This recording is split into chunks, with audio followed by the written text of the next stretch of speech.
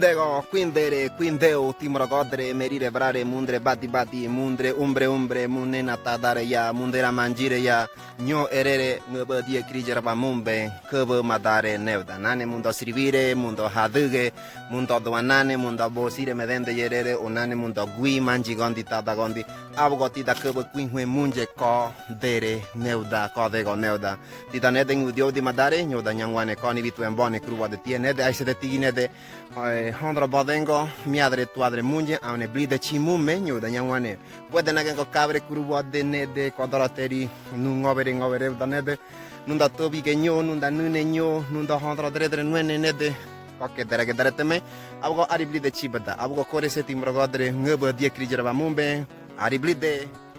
Estas son algunas de las cosas que suceden, que solo se ven en nuestra querida comarca Ngove Buglé.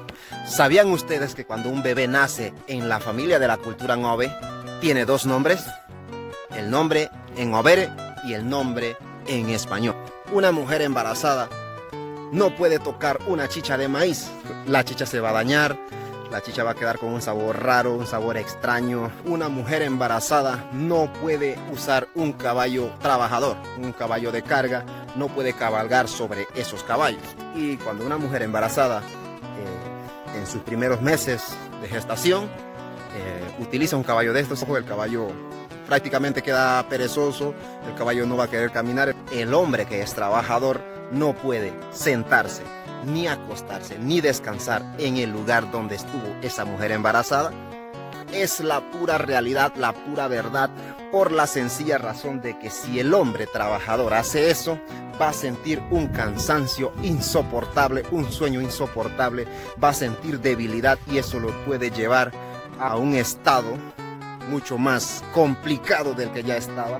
Puede vivir con pereza el resto de sus días. Así que chicas, si ese hombre está tirado en la hamaca, despiértelo. Vaya, despiértelo y mándelo a trabajar. Cuando una niña o una chica entra a la etapa de la pubertad, a la etapa del desarrollo, la encierran en un cuarto y la mamá o la abuela es la que se encarga de enseñarle ese proceso, ese cambio a una nueva etapa de la vida. Es ahí donde entra lo que es la confección de las bolsas, el tejido de las bolsas, del material de pita y etcétera. Ahí a la niña se le enseña lo que será una nueva vida desde ahí en adelante. Y es como trabajar, lavar, barrer, fregar, cocinar, etcétera, etcétera. Todo lo que se considera trabajo femenino. Ahora, digo trabajo femenino no es porque un hombre no lo pueda hacer. Sin embargo, se prepara a la chica para enfrentar ese reto en el futuro, cuando sea una madre o sea una esposa. Cuando la niña está en esa etapa de desarrollo, debe tener su plato, su cuchara y su vaso aparte. Y ningún hombre de la casa, familiar de la casa, puede comer en el plato de esa chica, o sea, con el plato de ella, ni tomar algún líquido con el vaso con que esa chica está tomando su agua o su bebida. ¿Por qué razón? Porque si es un hombre trabajador, un hombre deportista, el hombre se va a debilitar y va a sentir mucha debilidad y así se va a quedar. ¿Sabían ustedes que el primogénito de una familia de la cultura Ngove, el hijo primogénito, ya sea varón o mujer, tiene poderes? Estoy seguro que no se la sabía. Un hijo primogénito va dependiendo de lo que pueda hacer y no pueda hacer. No puedo decir que es un estándar, un parámetro que se marca en todos los hijos primogénitos de la familia Ngove. No es así. Por en el caso de nuestra familia, mi hermana, ella si cosecha algún árbol con fruto, el árbol se va a morir. Prácticamente el árbol muere en menos de un mes, de 2 meses, el árbol muere, se le cae todo el fruto. Nosotros como Ngove creemos en los sueños. Así es, en los sueños, ¿no? Han ocurrido unas que otras tragedias que siempre va a pasar lo siguiente. Alguien dice, yo soñé que iba a suceder algo. Yo soñé algo y al final sucedió esto. He escuchado testimonios de personas que han sido atacados, han sido mordidos por la serpiente en la montaña. Que ellos dicen que la noche anterior ellos soñaron con algo, soñaron con algún incidente, soñaron con alguna mujer muy hermosa. No sé por qué la serpiente se asemeja a una mujer muy hermosa en nuestros sueños. Señores, coméntenme qué es lo que sucede aquí.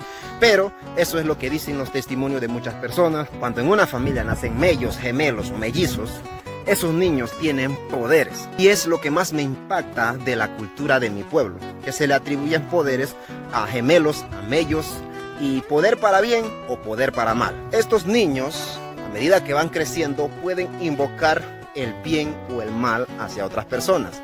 El niño puede invocar una enfermedad sobre otra persona, la persona que le hizo el mal, y efectivamente la otra persona va a sufrir. Para mí, todo mal pensamiento hacia tu prójimo es maldad pura, así que usemos las cosas para bien, para ayudar al prójimo y no para destruirla. Ese es mi mensaje respecto a este punto. Cuando un integrante de la familia enferma, o un integrante de la familia está sufriendo por problemas desconocidos, se le lleva a un curandero, a un sugya o a un sukia, como se le llama. Son personas con poderes especiales para curar enfermedades en estas regiones del país.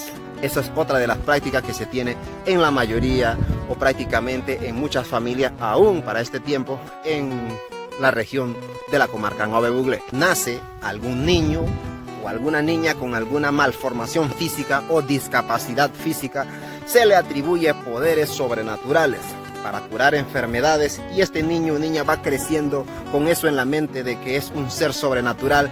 Una cultura muy hermosa, tenemos prácticas y costumbres que van más allá incluso de nuestro entendimiento, pero practiquémoslos con responsabilidad, sin hacerle daño a nuestros prójimos y sin hacerle daño a nuestros hermanos. Ayudémonos unos a otros en estos tiempos difíciles, en estos tiempos de crisis, y nos vemos en un próximo video, en una próxima aventura. Saludos y bendiciones.